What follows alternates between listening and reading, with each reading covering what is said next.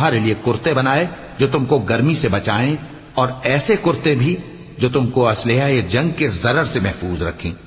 اسی طرح اللہ اپنا احسان تم پر پورا کرتا ہے تاکہ تم فرمانبردار بنو۔ پس اگر یہ لوگ روگردانی کریں تو اے پیغمبر تمہارا کام فقط صاف صاف پہنچا دینا ہے۔ یہ اللہ کی نعمتوں سے واقف ہیں مگر واقف ہو کر ان سے انکار کرتے ہیں، اور یہ اکثر ناشکرے ہیں۔ اور جس دن ہم ہر امت میں سے ایک گواہ یعنی پیغمبر کو کھڑا کریں گے، پھر نہ تو کفار کو بولنے کی اجازت ملے گی اور نہ ان کے عذر قبول کیے جائیں گے۔ اور جب ظالم لوگ عذاب دیکھ لیں گے تو پھر نہ تو ان کے عذاب ہی میں تخفیف کی جائے گی اور نہ ان کو مہلت ہی دی جائے گی۔